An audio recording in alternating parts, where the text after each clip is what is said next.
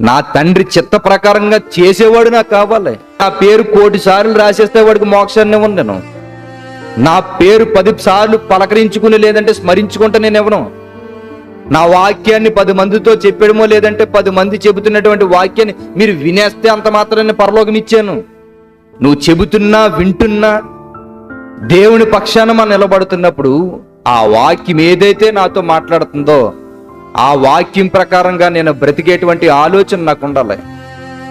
ఆ వాక్యం ప్రకారంగా బ్రతికే ఉద్దేశాలు నాకు లేనప్పుడు నేను ఎంతగా దేవుని మాటలు నేను మాట్లాడినా, మీరు ఎంతగా దేవుని మాటలు విన్నా, దేవుని దగ్గరికి మీరు వచ్చి గంటలు దేవునితో సమయం మీరు గడిపినా ఏ మాత్రం కూడా కనీసం కొంచెం కాబట్టి కొంచెమైనా దేవుని సన్నిధిలో మనం నిలబడడానికి అర్హత కూడా మనం కోల్పోతామట. ఎందుకు ఈ విషయాన్ని చెప్తానంటే, భక్తి జీవితం అంటే సామాన్యమైంది కాదు.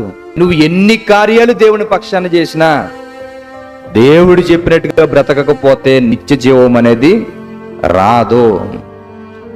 దేవుని చిత్తం అంటే నువ్వు నేను అనుకున్నంత సామాన్యమైంది కాదు అది. దేవుని చిత్తం చేయడం అంటే మన జీవితం ఎలాంటి పరిస్థితుల్లోనికి వెళ్ళిపోతుంది తెలుసా? కొన్ని పరిస్థితులు మన జీవితంలో ఎన్నో వదులుకోవాల్సి వస్తుంది, మన జీవితంలో ఎన్నో కోల్పోవలసి వస్తుంది, మన జీవితాన్నే కోల్పోవలసి వస్తుంది. ప్రశాంతతను కోల్పోతాం, మనశ్శాంతిని కోల్పోతాం, మన జీవితంలో ఏ పరిస్థితి కూడా బాగోలేనటువంటి స్థితిలోనికి వెళ్ళిపోతాం. అలా వెళ్ళిపోయినా కూడా దేవుని గుండెలు హత్తుకుని ఉండడమే దేవుని చిత్తమట. క్రీస్తు యేసునందు నిజంగా ఖచ్చితంగా మేము యథార్థంగా బ్రతకాలనుకుని నువ్వు డిసైడ్మెంట్ అవుతే నీ బ్రతుకు ఎలాగుంటదంట తెలుసా? హింస పొందడమే. క్రైస్తవ జీవితం అంటేనే సుఖం అనుకున్నారా? క్రైస్తవ జీవితం అంటే మనం అనుకున్నట్టుగా ఆనందంగా లేదంటే సంతోషంగా కొనసాగించేది కాదు అది. క్రైస్తవ జీవితం అంటే దేవుడు మనకి ఏదో ఇచ్చేసి మనకు ఉన్నటువంటి అవసరాలు తీర్చేది కాదు. నువ్వు కష్టం గురించి దేవుని గురించి మొరపెట్టవలసిన అవసరం లేదు. అసలు నువ్వు పిలిపబడ్డదే దాని కొరకు, శ్రమ పడ్డానికి, ఇబ్బంది పడ్డానికి, నలిగిపోవడానికే, నిన్ను నువ్వు సిలివేసుకోవడానికే వచ్చావు ఇక్కడికి.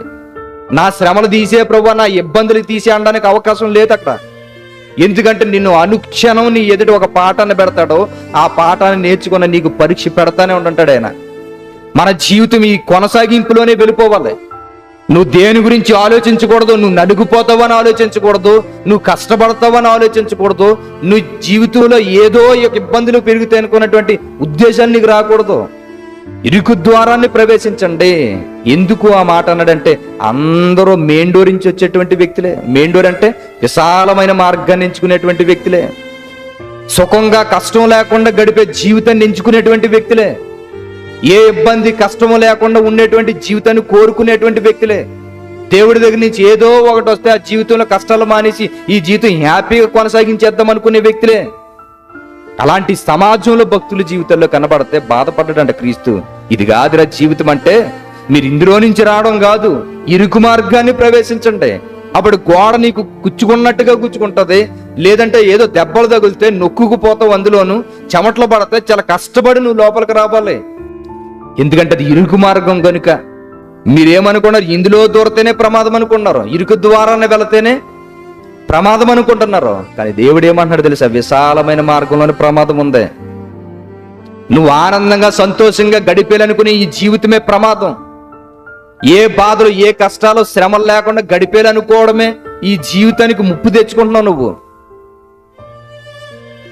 ఈ బాధలు, శ్రమలు, కష్టాలు, వ్యాధులు, ఏదైతే ఇబ్బందులు ఉంటాయో ఆ జీవితం మంచిదని చెబుతున్నాడు దేవుడు. సుఖానికి మరిగినటువంటి బతుకులు అయిపోయినప్పుడు కష్టాన్ని ఏం కోరుకుంటారు మనుషులు? కష్టాన్ని కోరుకునే పరిస్థితి ఏమైనా ఉంటుందా? ఉండదు. కష్టమే మన జీవితంలో రాకూడదు అనుకుని, ప్రభువా ఏ లోటు లేకుండా చేయండి ప్రభువా, మాకు అన్ని సమృద్ధిగా మాకు దయచేయండి, ఏ ఇబ్బందులు మాకు ఉండకూడదు అనుకునే ఆలోచనలోనే ప్రార్థన చేస్తాం తప్ప మా జీవితాల్లో కొన్ని కష్టాలు ఇంకా మా మీద పెట్టి మమ్మల్ని పరీక్షించి ప్రభు అని అడిగి వాళ్ళు ఎవరున్నారు చెప్పండి?